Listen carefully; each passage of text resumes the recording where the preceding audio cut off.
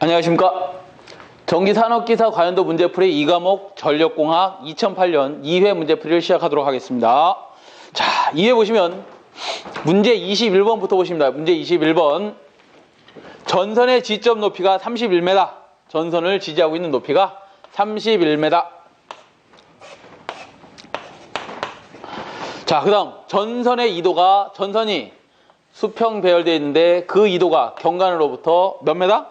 9m가 쳐져 있답니다. 전선의 평균 높이를 몇 메다가 적당한지 구하시오 그랬어요. 평균 높이 우리가 이렇게 하죠. H라고 한다면, 스몰 h라고 한다면 H, 왜 뭐예요?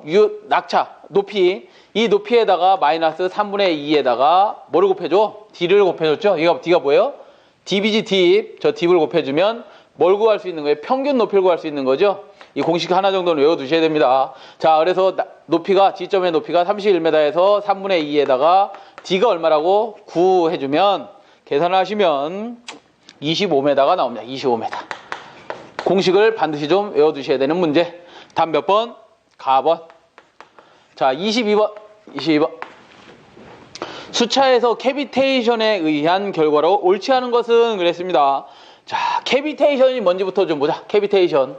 자, 우리가 요 전년도 문제풀이에서도 낙차가 큰 곳이 있고 낙차가 적은 곳이 있다 그랬어요. 자, 해드렸는데 낙차가 큰 곳에는 터빈이 물의 위치가 높은 데서 낮은 데 떨어뜨려 보니까 아주 회전이 잘 될 겁니다. 회전 속도가 빨라. 회전 속도가 빠르면 n이 빠르면 뭐를 여기에 딸려 있는 특유한 속도, 특유속도를 우리 이렇게 얘기하죠. 1kW 출력을 내기 위해서 1분간 회전할 때의 속도를 특유속도라고 하는데, 그 특유속도의 비가 어떻게 되느냐? 당연히 낙차가 크면 회전 속도가 크기 때문에 특유속도는 작게 해도 됩니다. 자, 그런데 저낙차다. 이렇게 낙차가 작은데 터빈이 있다 그러면, 낙차가 적은 데서 물을 떨어뜨려서 터빈을 돌리기 때문에 터빈 속도가 어떻게 돼요? 작죠. 이런 데는 NS를 키워줘야지만, 특유속도를 키워줘야지만 서로 뭐가 된다는 거야? 수차를 키우지 않고도 어느 경제성이 있다는 거죠. 경제성을 유지하겠다는 거죠. 서로 뭐예요? 얘가 예를 들어서 90 정도다. 낙차가 큰 데서 터빈을 돌리면 그 터빈 속도가 약 90 정도 된다 그러면, 예를 들어서 100%를 채워서 이 터빈을 맞춰야 된다 그러면 NS는 10%만 해도 됩니다. 이런 의미죠. 그러나 낙차가 적은 데서는 터빈 속도가 10밖에 안 되기 때문에 특유속도를 얼마로 하는가? 90을 해야지만 경제성이 있는 100이 나온다 이 말이죠. 100의 운전을 한다 이 말이야. 자, 그런데 무슨 얘기를 하고 싶은 거냐면, 수차의 캐비테이션에 의한 결과로 옳지 않은 것은 그랬는데, 캐비테이션은 그러면 어디서 생기는 거냐? 어디서 생기느냐? 이런 낙차가 큰 데에서는 NS를 너무 키우면 저 속도를 더 빨리 얻을 거라고 NS를 키우면 여기서 어떤 현상이 나는데, 걔를 우리는 캐비테이션이라고 합니다.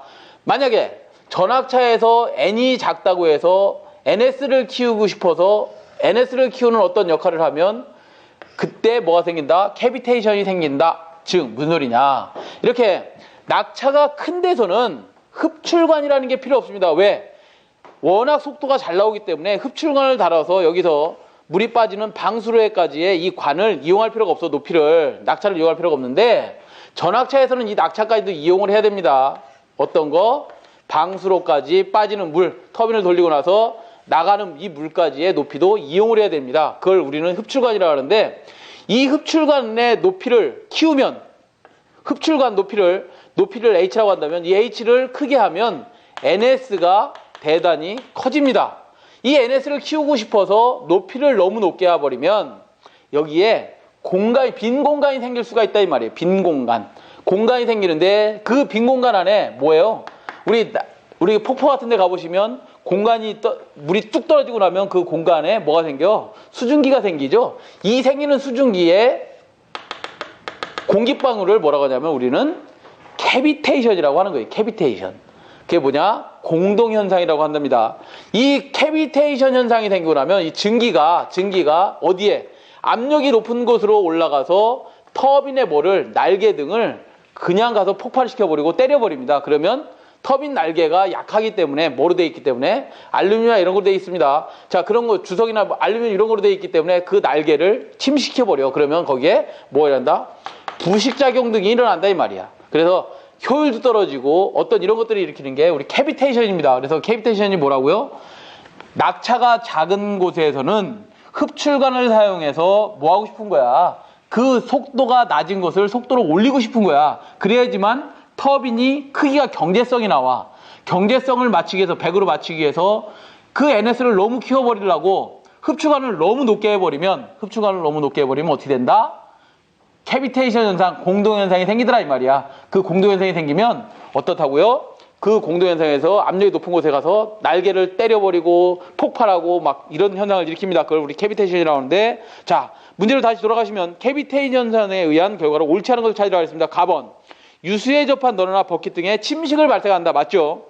자, 그 다음 나번, 수차의 진동을 일으킨다. 침식이 됐으니까 날개가 고르지 않으니까 당연히 뭐해서 덜덜덜 떨면서 들어올 거 아니야. 그래서 진동을 일으킨다. 다번, 흡출관 입구에서 수압이 변동이 현저해진다. 그래, 여기에 흡출관 입구에서 변동이 막 심해지는 거죠. 낙차 변동이 막 생깁니다. 자, 그렇기 때문에 우리가 캐비테이션은 항상 방지를 해야 되는데, 그걸 방지하는 방법은 흡출관을 너무 높게 하지 마라. 흡출관을 어느 정도만 이용을 하고 싶어도 어느 정도만 이용을 해야 된다. 높이를. 4번에 보시면 토출축에서 물이 역류하는 현상이 발생한다는 아니고요. 답은 4번, 나번이 될 겁니다. 자, 어찌됐든 좀 풀이를 좀 참고하시고, 이 캐비테이션은 반드시 일어나지 않게 막아야 됩니다. 자, 23번. 좀 시간이 오래 걸렸는데요. 23번. 다음 중 삼상용 차단기의 전격 차단 용량으로 알만한 것은 그랬어요. PS를 구해라 이거지. PS는 상계수에다가 상계수 곱하기 얼마 하는 거야? 전격 전압 곱하기 전격 차단 전류를 계산해주면 이게 뭐예요? 차단 용량, 전격 차단 용량 구하는 거죠. 만약에 퍼센트 임피던스 가지고 전격 차단 용량을 계산하라 그러면 어떻게 돼? 퍼센트 Z분의 100에 PN으로 계산하시면 되는데, 퍼센트 임피던스 값이 안 주어졌을 때 이 PS 계산하려면 어떻게 하는 거야? 상계수에다가 전격 전압 곱하기 전격 차단 전류, 상계수가 단상이다 그러면 1이 될 거고, 삼상이다 그러면 루트 3배가 되는 거죠. 예, 좋습니다. 답 몇 번? 나번에 있네요. 그죠? 나번. 24번. 직접 접지 방식이 초고압 송전선에 채용되는 이유 중 가장 타당한 것은 그랬는데요. 자, 직접 접지 방식을 하면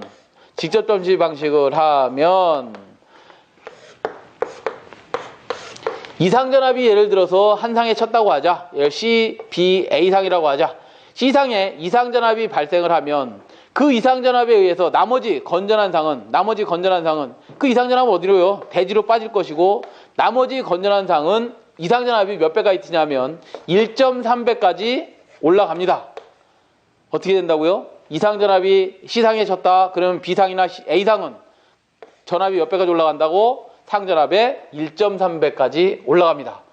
그러면 다른 거는 얼만큼 올라가느냐? 예를 들어서 Y 결선을 하고 소리액터 접지를 했다고 하자. 그러면 소리액터 접지 같은 경우는 C상에 이상전압이 발생을 하면 나머지 B상이나 C상의 전압은 얼마까지 올라가냐? 루트 3배 이상으로 올라갑니다. 델타 결선에서는 얼마냐? 루트 3배까지 올라가고, 저항접지는 저항값의 크기에 따라서 약간 틀려지겠지만 어찌됐든 가장 적은 것은 누구예요? 예지에. 이상전압이 발생을 했다. 내 송전선로에, 이 선로에 3, 4, 5kV를 흘릴 수 있는 전연을 해놨는데 이상전압이 600, 700kV가 걸렸다.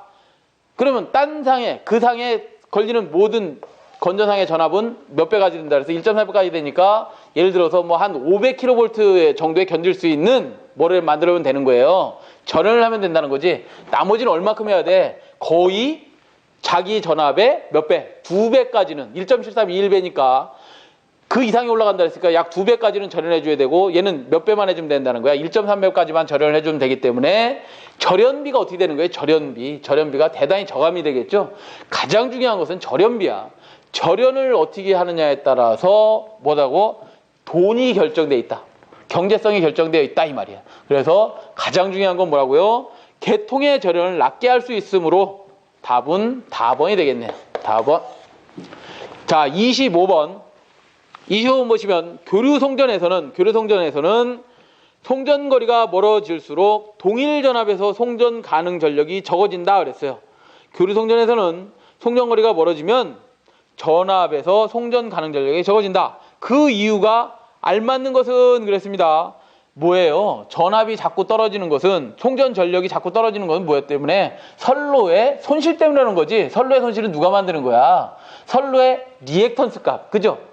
저항값들이 만드는 거잖아요. 그래서 답은 몇 번에 있어요? 선로의 리액턴스가 커지기 때문이다 이거야. 송전거리가 장거리가 되면 X값이 커집니다.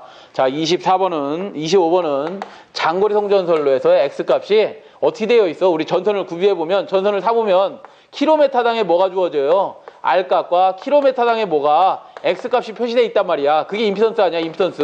킬로미터당의 임피던스는 어떻게 되어 있느냐? 이렇게 하면 0.01 플러스 J에 어떻게 되어 있다는 거야? 0.0 오음의 뭐로 임피던스로다 이렇게 아주 결정이 돼서 나온다는 거잖아. 선로에 뭐가 임피던스가 결정이 돼서 나오는데, 이게 예를 들어서 100km, 1000km다 그래요. 100km, 1000km면 이거에 얼마를 곱해야 되는 거야? 1000km면 1000을 곱해야 되는 거 아니에요, 그죠? 그러면 당연히 뭐가 커져? 리액턴스, 저항 R값은 송전선로에 비하면, 얘에 비하면 얘가 대단히 작기 때문에 얘 값이 커진다고 해야지 X값이 대단히 커진다. 그래서 우리가 대책을 뭘로 세우고 있어요? 전압강화가 생기니까, X값이 커지면 전압강화가 커지니까 직렬 뭐를 달어? 콘덴서를 달아서 전압강화를, 누구를? XL 값, 리액턴스 값을 보상해서 전압강화를 어떻게 해주려고?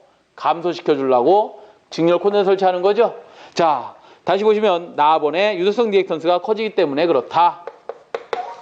그렇고요. 26번으로 가십니다. 26번.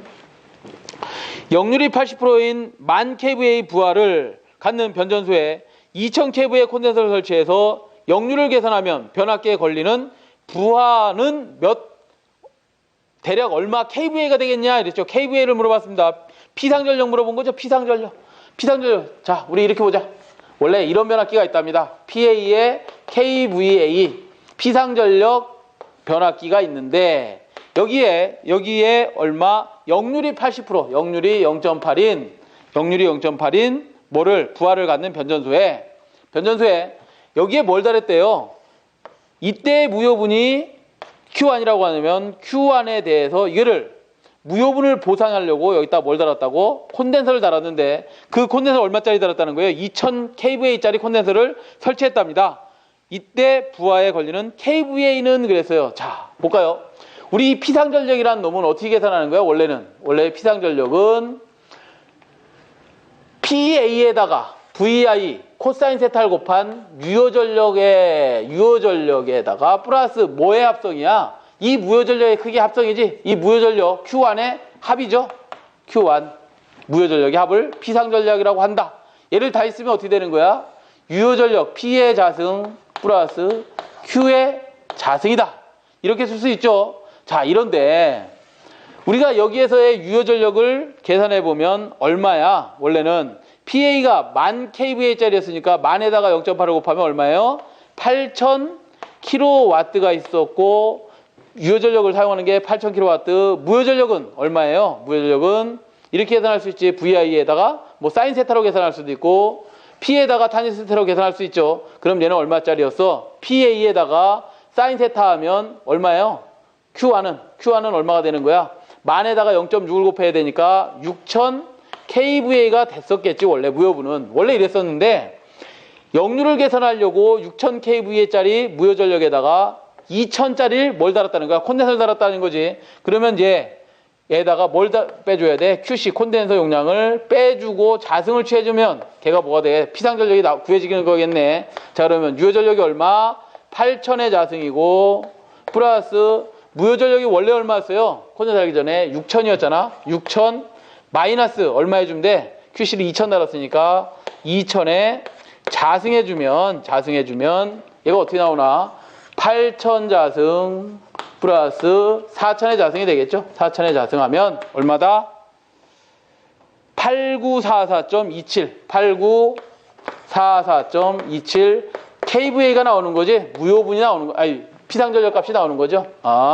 8944.27 kVA로 더 달 수 있겠구나. 왜요? 왜? 원래 우리가 피상전력이라 이 전력 콘덴서 0.8이고 1000kVA일 때 8000kW 쓸 수 있었는데 걔는 8944.27로 뭐가 무효분을 보상하면서 뭐가 됐다고 더 부하를 걸 수 있더라. 이런 개념이죠. 그래서 답은 몇 번? 다번에 있네요. 다번. 9000이 나오네요. 9000. 자, 그 다음 네, 다음 27번 가겠습니다. 27번. 자, 27번 보시면 27번. 다음은 카르노 사이클의 밑줄, 카르노 사이클의 밑줄 치고, 우리 카르노 사이클이라는 건 뭐냐면, 카르노 사람이 이렇게 얘기했어요. 온도가 변화하면 그 온도에 의해서 아마 발전이 될 것이다. 그러면 최고의 효율을 나타내는 발전기가 될 것이다. 보일러가 될 것이다. 라고 주장한 사람이 카르노예요. 가장 이상적인 사이클이야. 이상적인 사이클을 주장한 사람이 카르노고, 얘는 온도가 변화하면 T1에서 예를 들어서 T2다 온도가 변화할 때 이 온도 차이에 의해서 발전이 될 것이다 라고 했는데, 실질적으로 해보니까 이상적이지 발전이 안 되더라 이거야. 그러면 그걸 가지고 누가 랭킨이라는 사람이 이렇게 주장을 합니다. 온도만 갖고 되는 게 아니라 압력의 변화가 있어야 된다. 그래서 압력 변화를 주장한 사람이 랭킨이라는 사람이고, 가장 기본적인 지금 보일러의 가장 기본이 되는 사이클 중에 하나가 랭킨 사이클입니다. 랭킨. 얘가 뭐라고요? 가장 기본 사이클이다. 기본 사이클이 되는 것이다. 그랬어요. 랭킨이라는 사람이 얘기한 것이. 자, 그러면 무엇이냐 이게. 카르노하고 랭킨이 나왔는데, 카르노한 사람이 주장한 사람이 이런 거죠. 장치선도에서 이렇습니다. 보일러의 장치선도를 보시면 과열기가 있고 보일러가 있고 그 다음에 급수펌프가 있고 그 다음에 과열기에서 나온 증기를 터빈에 이렇게 보내죠. 터빈에 보내주고, 스팀 터빈이 되겠지. 스팀 터빈에 보내주고, 복수기에 저 심해에 물을 끌고 와서 복수기에 물을 어떻게 해주는가? 순환만 해주면 여기가 뜨거운 증기가 들어가서 차가운 온도가 내려간 증기가 빠져게 되면 그 온도 차에 의해서 뭐가 된다는 거야? 터빈이 돌 것이다. 그 터빈 축에 발전기만 달아놓으면 발전이 될 것이다 주장한 사람이 카르노 사이클이다 이 말이에요. 그죠? 그래서 우리 카르노한 사람은 온도 변화를 얘기한 사람이고, 진짜 실제 사이클은 랭킨이라는 사람이 일단 기본적으로 어떤 보일러 사이클을 만들었던 사람이죠. 그래서 카르노라는 사람은 이상적인 사이클을 주장한 사람입니다. 자, 문제를 다시 보시면 카르노 사이클을 표현한 것이다. 단열 평창에 해당되는 구간이 어디냐 그랬어요. 옆에 그림을 좀 보시면, 옆에 그림이 이렇게 되어 있는데, 자, 옆에 그림에서 PV 선도라 그래갖고 1번과 2번이 그려져 있습니다. 1번이 어디냐면, 여러분, 이 보일러에서 나온 증기가 과열기를 거쳐서 터빈 입구에 들어가는 데까지를 우리는 1번 증기가 들어갔다고 해야 되는 겁니다. 1번 증기가 들어가면 터빈에서 일을 했다? 여기 이렇게 되어 있네요. 그 그림상으로 따지면 보일러에서 나온 증기를 1번이라고 해야 됩니다. 보일러에서 나온 증기를 1번이라고 하고, 2번 증기가 어디냐면 터빈 입구에 들어가는 증기를 2번이라고 해야 됩니다. 그 그림상에 PV 선도에 보면 1, 2, 3, 4번이라고 표시되어 있죠. 2번 증기가 터빈 입구에 들어가서 일을 마치고 나온 증기를 우리는 3번이라고 하고, 그 다음에 복수기에서 나온 증기를, 이제 물이 됐겠지. 복수기에서 증기가 통과하고 나면 뭐가 되는 거예요? 물이 돼서 나오는 거죠. 그거를 급수펌프, 급수통에서 다시 급수와 여기에서 생긴 물을 같이 압축을 해서, 어디서? 급수펌프에서 압축을 해가지고 보일러에 보내주는 이런 사이클로 되어 있는 겁니다. 자, 이렇게 1, 2, 3, 4번을 장치선에다 매겨 놓으셔야 하고, 그 그림을 다시 보시면 1번에서 2번은 온도를 계속 어떻게 하고 있어요? 온도를 같은 온도 100도로다 계속해서 가열을 해주고 있는 거지. 그러면 물이 비등하다가 습증기가 되고, 그 습증기를 더 가열하면 건조포화증기가 되고, 건조포화증기를 과열기에 보내면 과열증기가 돼서 여기에 몇 도가 들어가는 거야? 530에서 약 580도의 증기가 이렇게 들어가는 거죠. 이건 뭐예요? 등온, 같은 온도에서 뭐 해줬어? 1번에서 2번은 같은 온도에서 일을 시켰잖아. 그래서 등온 팽창했다고 합니다. 1번에서 어디요? 2번은 뭐 했다? 등온 팽창한 겁니다. 등온, 같은 온도로다 일을 시킨 겁니다. 팽창한 거고요. 2번에서 3번은 뭐예요? 터빈에서 뭐 했어? 일을 했지. 근데 여기에다가 온도 가했어요? 안 가했어요? 이 증기는 580도라는 증기는 터빈 입구에 와서는 온도를 가하진 않았잖아. 단열됐다 이 말이야. 단열. 열이 차단된, 얘 일하고 있잖아요. 팽창하는 겁니다. 팽창하면서 일을 하는 겁니다. 흡악, 폭팽 뭐 이런 거 여러분 배웠잖아. 어쨌든 팽창한다고 하잖아. 그런 팽창을 하면서 일을 하는 거고, 그 일을 마친 증기가 얼리 가서 복수기 입구로 가서 복수기에서 뭐 한 거예요? 여기에 증기가 들어갔다가 차가운 물을 만나니까 얘들이 증기가 어떻게 돼서 물로 쭉 이렇게 빠졌겠지. 그래서 얘는 복수기는 뭐 하는 거냐면 열을 어떻게 했어요? 얘는 열을 어떻게 했어? 등온. 그냥 같은 온도로다 뭐 했어? 등온 뭐 한 거야? 압축한 거죠. 압축한 겁니다. 압축을 했고 4번에서 다시 1번으로 간 거. 얘 1번으로 간 건 다시 뭐 한 거야? 얘 물이 4-가 나와서 어떻게 한 거야? 1-에 물이 들어가서 1번으로 나갔잖아. 이 과정까지 뭐 한 거야? 얘가 전부 다 다시 등온 뭐 한 거예요? 압축한 거지. 압축. 왜? 왜 압축을 한 거야? 얘가 압축수를 만들고 있잖아요. 펌프가 계속해서 압력을 넣고 있잖아. 그래서 등온 압축했다고 합니다.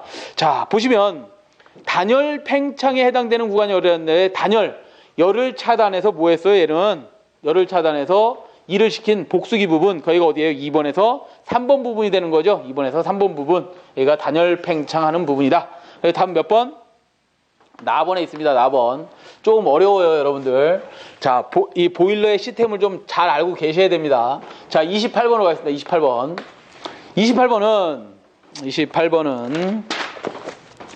정정된 값 이상의 전류가 흘렀을 때 동작 전류의 크기와 관계없이 항상 정해진 시간이 경과한 후에 동작하는 계전기는 그랬는데, 우리 계전기 특성을 좀 아셔야 됩니다. 계전기에 무슨 특성을 아셔야 되면 전류와 시간 관계를 좀 아셔야 돼. 전류 시간 곡선을 좀 아셔야 되는데, 자, 그림을 이렇게 그리십니다. 전류 시간 곡선을 이렇게 그립니다. 세로를 우리는 시간 곡선이라고 하고, 그 다음에 가로를 우리는 전류 곡선이라고 합니다. 자, 그러면 일정한 전류죠. 일정한 전류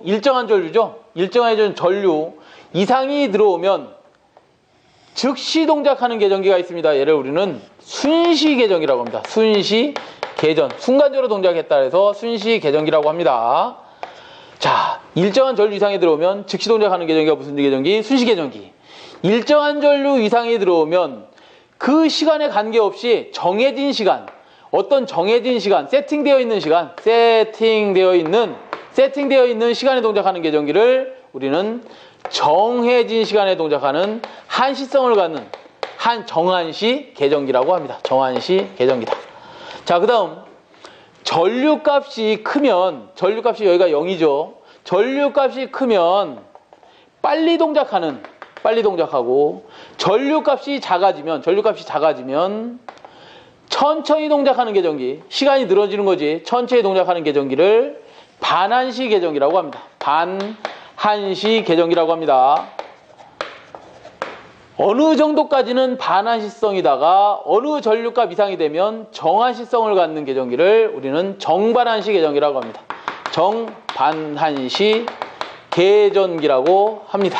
자, 우리 문제에서는 뭐라고 줬냐면 정전된 값 이상의 어떤 전류값 이상이 들어오면 동작 전류의 이제 크기와는 관계없이 정해진 시간에 동작하는 계전기를 뭐라고 하느냐? 정한시 계전기라고 했죠. 정한시 계전기. 다음 몇 번이에요? 나번입니다. 나번. 각각의 계전기 특성을 좀 알고 계셔야 됩니다. 이거는 뭘 물어볼지 몰라요. 자, 그 다음 29번에 가시면 다음 중 피레기를 가장 적절하게 설명한 것은 29번. 피레기 LA를 설명한 것 중에 가장 적절한 것은 그랬습니다. 자, 나번에 보시니까 답이 있는데요. 나번에 보면 뭐라고 되어 있냐면 이렇게 되어 있습니다. 이상전압이 내습했을 때 방전에 의한 이상전압을 경감시키는 것. 자, 무슨 소리냐? 송전선로가 있고 어떤 선로가 있습니다. 선로가 있고 여기에 기기가 있어요. 이렇게 우리 TR이라고 할게요. 가장 비싼 설비 TR. 이 TR을 보호하려고 TR 전단에다가 피레기를 이렇게 설치합니다. 직렬개를 설치하고 그 다음에 특성 요소를 이렇게 갖고 있는 피레기를 설치했습니다. 이상전압이 들어옵니다. 이상전압이 들어오면 그 이상전압이 어디로 타고 들어가겠어? 선로를 타고 피레기 쪽으로 빠질 것인지 어디로?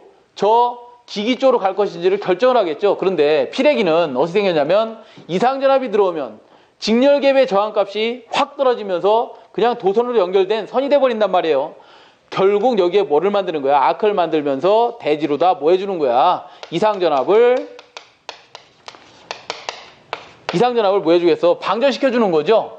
자, 방전이 끝나고 나면 원래의 송전 상태로 다시 돌아가야 되겠지. 이 이상전압이 없어지면 원래의 송전 상태로 돌아가는 게 만든 게 뭐야? 피렉이다. 그래서 나번에 보시면 이상전압 내습할 때 방전해야 이상전압을 경감시켜주고, 이상전압이 사라지면 어떻게 해주는 거야? 다시 원래의 송전 상태로 되돌리는 것을 우리는 피렉이라고 한다 그랬죠. 답이 몇 번? 나번에 있네요. 30번. 수전단 전압이 3300V, 전압 강하율이 4%인 송전선의 송전단 전압을 구하랍니다. 자, 우리 전압 강하라는 게 뭐야? 전압 강하. 전압 강하율이라는 것은 전압 강하율을 구하라 했으니까 수전단 전압을 100%로 봤을 때 송전단 전압과 수전단 전압의 차를 나타낸 것을 100분으로 나타낸 것을 전압 강하율이라고 그러죠. 무슨 소리야? 이런 거지. 송전이 있습니다. 송전 측이 있고 여기 수전단 측 VR 측이 있어요. 여기에 송전단에서 100V를 인가했는데 수전단에서 90V밖에 못 받았다. 그럼 나머지 10V는 뭐가 된 거야? 전압 강하가 생긴 거죠. 이 전압 강하가 생겼는데 이걸 100분으로 나타내라. 그게 뭐야? 그게 뭐예요? 전압 강하율인 거죠. 전압 강하율은 VR분의 VS 마이너스 VR 곱하기 100으로 주어졌는데 뭘 구하라고 했냐면 송전단 전압은 얼마인지 구하랍니다. 이 식에서 송전단 전압을 구하시오. 송전단 전압을 구하려면 어떻게 해야 돼요? 얘들하고 100을 곱해주면 VS 마이너스 VR에 100은 뭐가 되는 거야? 델 VR이 되나요?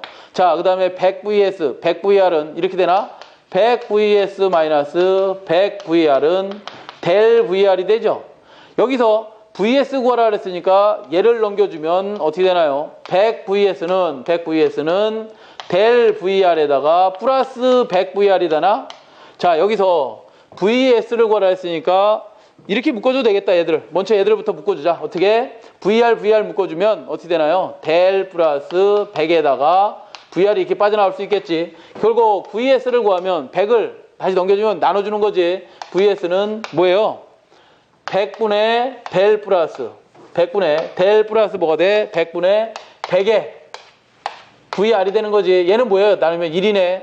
그러면 100분의 델 플러스 1에 뭐가? VR이 될 거고. 자, 나머지는 다 주어졌을 겁니다. 100분의 전압 강하율이 몇 프로라고 주어졌어요? 4%라고 주었습니다. 플러스 1에다가 VR이 얼마 주었어? 3300V가 주어졌네.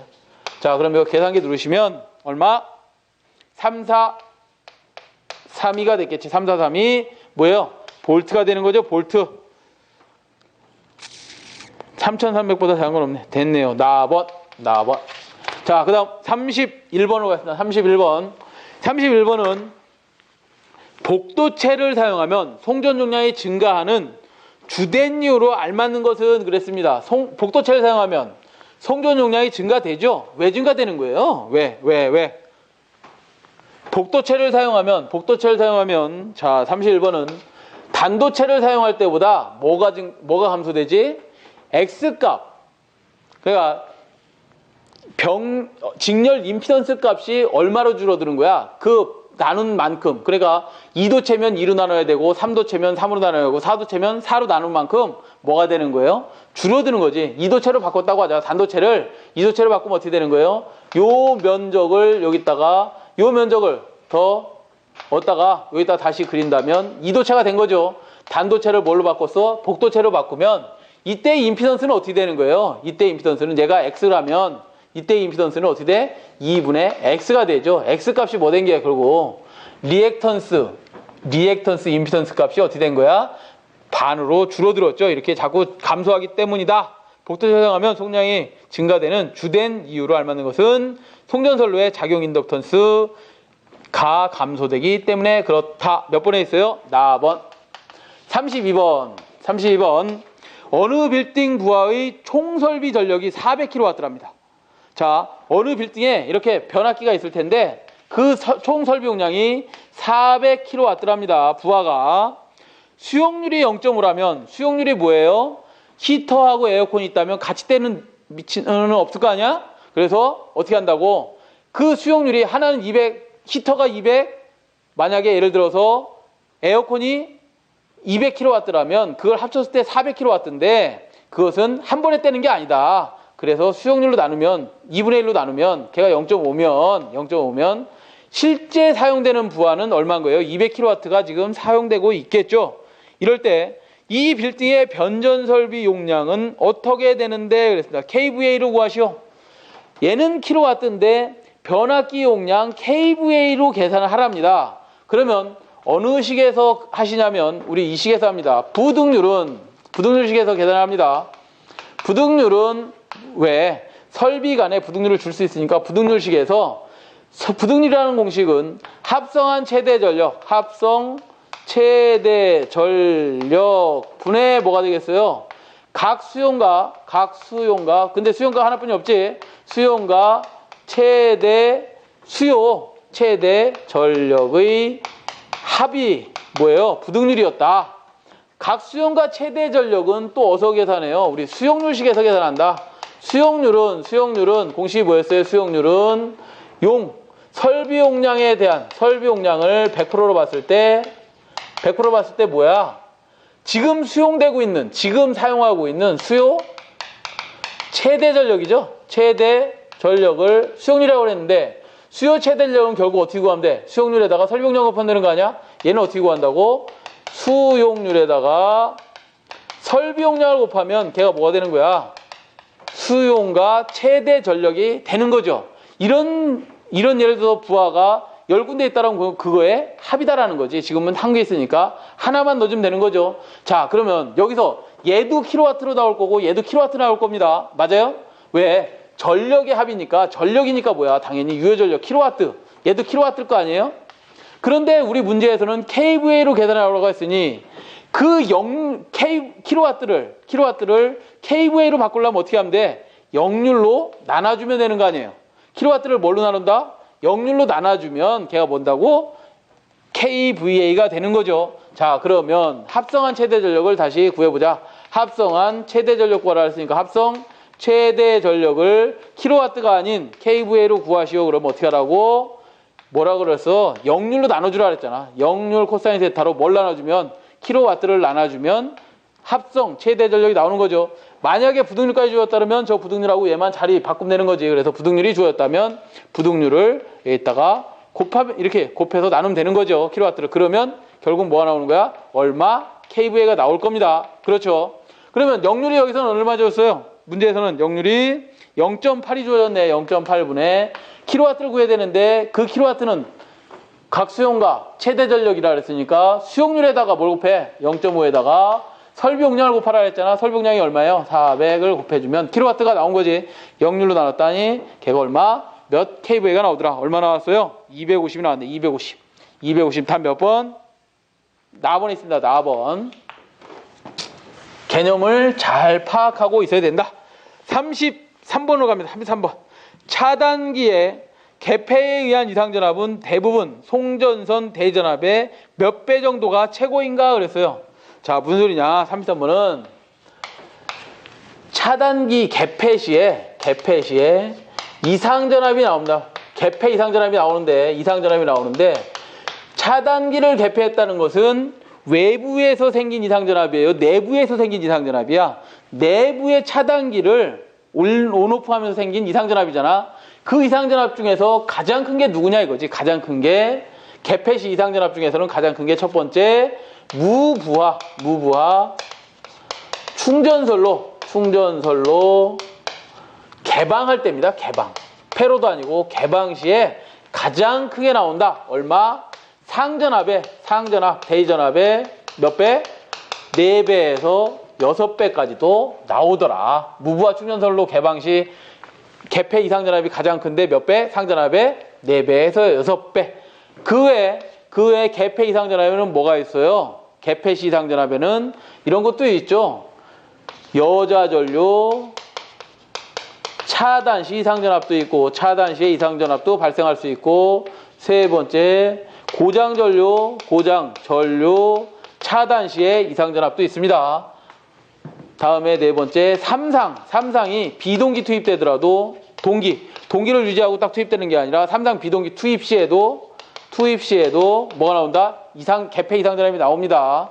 그 다음에 다섯 번째 재폐로 개전기 동작할 때도 재폐로 계전기 동작 시에도 이상전압이 나오는데, 개폐 이상전압이 나오는데, 그 중에서 가장 큰 게 누구라고? 무부하 충전선로의 개방시 이상전압이다. 몇 배? 4배에서 6배가 나오더라. 다음 몇 번에 있어요? 나번에 있네. 나번에. 자, 34번으로 갑니다. 34번. 다음 중 뇌해 방지에 관계가 없는 것은 뇌를 방지하고, 뇌해, 이상전압에 대해서. 자, 이상전압이 우리 크게는 외부 이상전압과 뭐로 나눠지지? 내부 이상전압으로 나눠주는데, 외부 이상전압에는 직경내와 유도래로 나누죠. 유도래로 나눕니다. 직경내, 유도래로 나눈다. 내부 이상전압에는 뭐가 있는 거예요? 지금처럼 개폐 이상전압이 있는 거고, 어떤 거? 33번처럼 개폐 이상전압이 있는 거고, 그 다음에 지속성 이상전압이라는 게 있습니다. 지속성 이상전압이 있는데, 우리 문제에서는 지금 뭘 물어보는 거야? 뇌해 방지에 관계가 없는 것은, 그러면서 보기를 보면 소호가, 가공지선, 매설지선, 댐퍼 등을 달았는데 뭐에 대해서? 직경내, 유도래, 이런 외부 이상전압에 대해서 얘기하고 있는 거죠.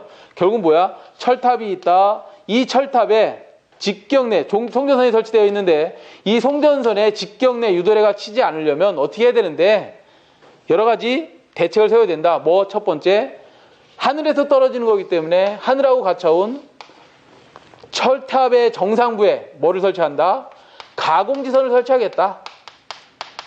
그 다음에 가공지선에 이상전압이 치면 그 뇌를 대지로 방류할 수 있는 체계를 만들어내야 되겠다. 뭐? 매설지선을 설치해서 R값을 어떻게 하려고? 대지의 R값을 0쪽으로 가려고 한다. 그럼 이상전압이 잘 방전될 것이다. 그래서 매설지선을 설치하든지, 아니면 송전선에 이상전압이 치더라도 송전선의 이상전압을 제거할 수 있는 피레기를 여기다 설치하든지. 피레기. 송전용 피레기는 어디다 설치하냐면 이런 데 설치합니다. 어디에? 아킹홈과 아킹린 사이에 여기다가 피레기를 이렇게 설치합니다. 송전용 피레기를 어디에? 애자와 의 사이에 송전용 피레기를 설치하는 데가 있습니다. 이렇게 송전용 피레기를 설치하든지 하면 될 것이다. 자, 그래서 다음 중 뇌해 방지와 관계가 없는 것은 그랬는데, 가번에 보시면 댐퍼는 뭐 하는 거예요? 가번이 일단 답이 될 거고, 진동 방지지. 나번에 보시면 소호환을 설치해서 뇌가 치더라도 어떻게 하겠다고? 여기서 방전을 일으켜서 뇌를 방지시키겠다. 가공지선을 설치하겠다. 매설지선을 설치하겠다. 이런 것들이죠. 답은 몇 번? 가번. 댐퍼는 뭐라고? 진동 방지. 자, 그 다음 35번으로 가겠습니다. 예, 35번으로 갑니다. 35번. 자, 35번. 조금 어려운 문제입니다, 여러분들. 많이 어려우니까 버리셔도 되겠다. 그렇지만 저는 풀어드리겠습니다. 터빈 입구의 엔탈피가 815kcal/kg. 기본 단위가 주어졌습니다. 이거 기본 단위입니다. 복수의 엔탈피, 복수기의 엔탈피는 270kcal/kg이랍니다. 자, 그러면 엔탈피가 뭐냐? 증기 1kg이 한 1의 양이야. 그 양인데, 그 양을 우리는 이렇게 표시하고 있네요. 터빈 입구, 복수기, 엔탈피 이렇게 했는데, 자, 그림을 좀 그려보시면 보일러가 있을 거고, 보일러에서 한 일이 증기를 만들지. 여기서 증기를 만들어서 과열기를 보내서 과열기에서 어디로? 터빈으로 들어갈 건데, 스팀 터빈으로 들어가고, 스팀 터빈에 뭐가 달려있어요? 발전기가 달려있죠. 이렇게 발전기가 달려있고, 발전기로부터 어떤 출력이 나가면 입구에 입력이 있을 거고 출력이 있는데, 여기에 보면 뭐가 있어? 2차 측에 복수기가 달려있죠? 복수기가 달려있고, 여기에 뭐가 달려있는 거예요? 급수펌프가 달려있고, 그 다음에 급수펌프에서 보일러로 들어가는 체계로 되어 있는 거죠. 자, 이렇게 되어 있는데, 터빈 입구의 엔탈피를 우리는 815랍니다. 그걸 I1이라고 하죠. 우리는 그냥 I1이라고 합니다. 그 I1이라고 한다면, 엔탈피 I1이라고 한다면 걔가 815랍니다. 터빈 출구의 엔탈피를 270이라고 그러고, 저희는 I2라고 하죠. I2를 270kcal/kg이라고 한답니다. 거기에 유입 증기량이 있는데, 유입 증기량이, 증기를 누가 만들었어? 보일러에서 과열기를 통해서 만든 증기죠. 그 유입 증기량이 300톤이랍니다. 300톤. 300톤이니까 시간당 만든 증기의 양인데, 그 증기의 양을 기본 단위로 바꾼다면, 걔가 기본 단위가 뭐냐? 300kg. 300 곱하기 10의 3승이니까 걔가 킬로그램 퍼 뭐가 되는 거야? 아워가 되겠죠. 이렇게 증기량을 발생을 했답니다. 걔를 우리는 책에서 뭐라고 했냐면 G라고 표시했네. 증기량을 G라고 표시해놓고, 그 다음 또 주어진 게 뭐냐면 발전기가 있는데 그 발전기의 출력이 PG 발전기 출력을 PG라고 한다면 75,000kW랍니다. 그 다음 발전기의 효율이 주어졌어요. 발전기의 효율 리타 G가 주어지고 걔 효율을 0.98이랍니다. 자, 이렇게 주어져 있을 때 터빈의 효율을 구하랍니다. 터빈 효율을 구하는 공식을 여러분들이 전혀 배운 적이 없을 겁니다. 아마도 배우신 분들도 있겠지만 터빈 효율을 계산하는 공식은 이렇습니다. 터빈에서 일을 한 엔탈피 양을 가지고 분모에다 두고 그 다음 증기의 양을 곱해주면 걔가 분모의 값이 됩니다. 그러니까 분모의 값은 I1 그러니까 터빈 입구의 엔탈피 마이너스 터빈 출구의 엔탈피에다가 곱하기 뭐를? 증기의 양을 곱해주면 터빈 입구의 효율을 구할 수 있는데 그 효율은 뭐야? 결국은 터빈이 한 일의 양, 발전 양을 가지고 누가 나눠줘야 되는 거야? 엔탈피 곱하기 증기량 갖고 나눠줘야지만 터빈의 효율이 나오는 겁니다. 걔 증기의 양을 860pg라고 이렇게 합니다. 발전기 출력을 곱해주고 860은 기본적으로 곱해줘야 되지만 됩니다. 자, 그런데 문제가 또 있어요. 발전기의 효율이 주어졌어. 그럼 이 발전기 효율은 터빈에서는 100을 만들어줬는데 발전기에서 효율이 떨어진 거잖아. 그러면 터빈의 효율을 더 높여줘야 되기 때문에 터빈 효율을 1 이상을 만들어주려면 어떻게 해야 되는 거야? 0.98로 나눠줘야지만 그 크기를 누가? 터빈 효율이 올라가는 거죠. 그래서 발전기의 효율로다 이렇게 나눠줘야지만 터빈 효율은 어떻게 된다? 커진다. 왜? 작은 값으로 1을 나누니까 그 값은 커지는 거죠. 그렇죠. 그래서 이것을 100% 한 게 뭐다? 터빈의 효율이다. 그러면 다 됐습니다.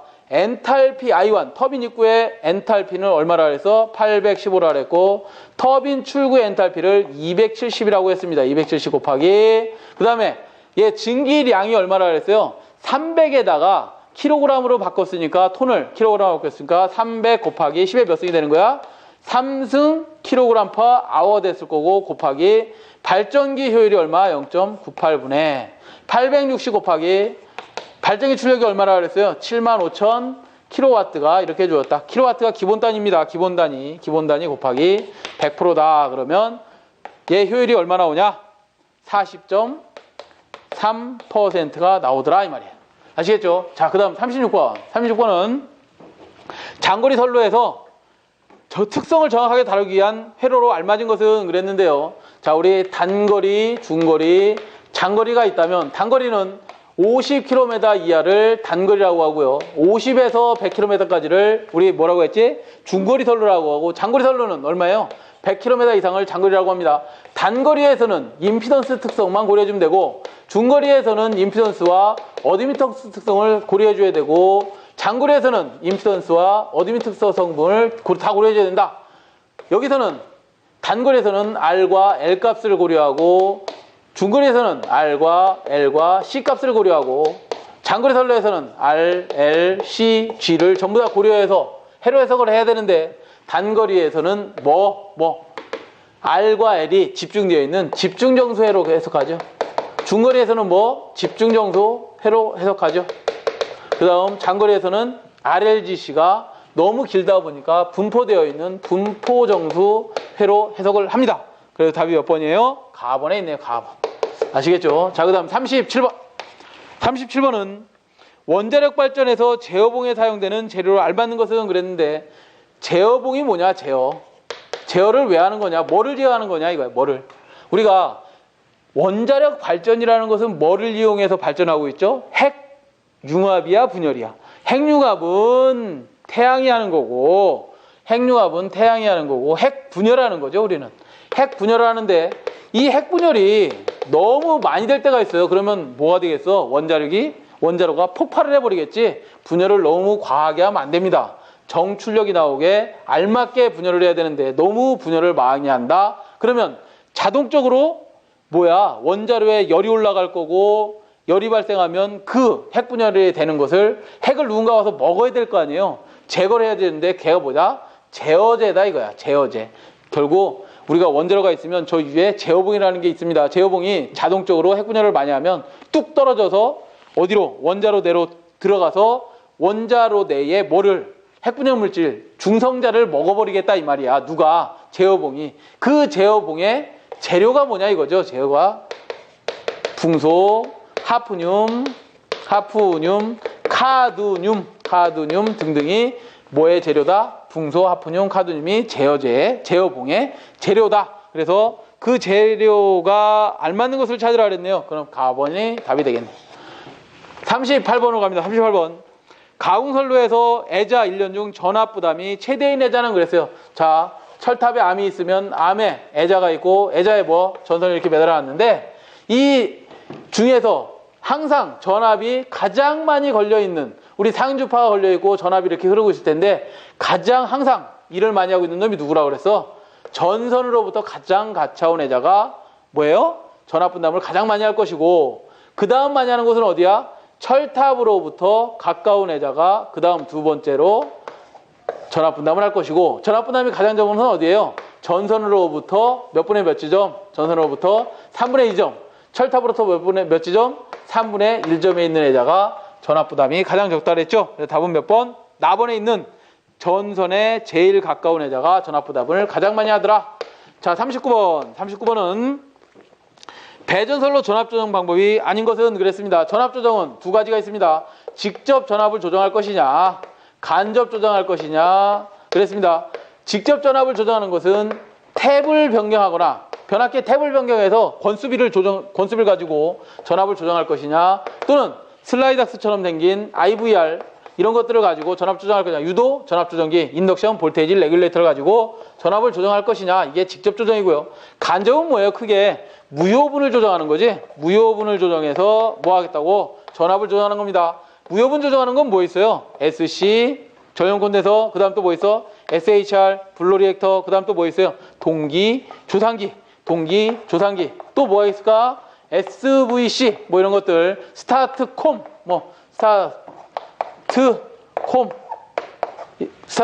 이런 것들이 전압을 간접 조정하는 것이다. 뭐를 조정해서? 무효분을 조정해서. 다음 몇 번에 있는 거예요? 가문부터 볼게요. 승합기 전압 조정하는 거죠. 직접 뭐예요? 전압을 탭을 더 변경해서 이렇게 하는 거잖아. 원래의 전압을 뭐야? 권선을 더 감아서 탭을 변경하는 거지. 이게 탭을 어떻게 해서 이렇게 더 감아서 어떻게 하는 거야? 이완 전압을 이투 전압으로 이렇게 빼내는 게 승합기죠. 승합기. 이런 게 승합기다. 그 다음 나번에 보시면 저전압 계전기 사용. 저전압 계전기. 계전기가 뭐예요? 전압의 크기를 측정하는 것이지 전압을 조정하는 건 아니지. 저전압 계전기다 그러면 UVR을 얘기하는 거네. 그죠? 언더 볼테이지 릴레이 27번 기호 27번 언더 볼테이지 릴레이를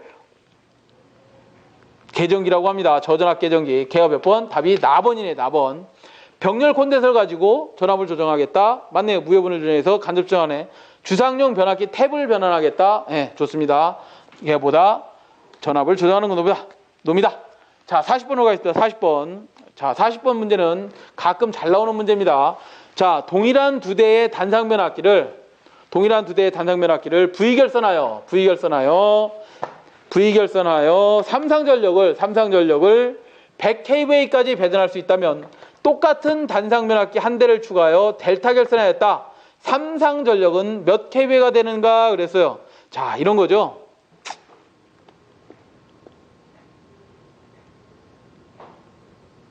이렇다네요.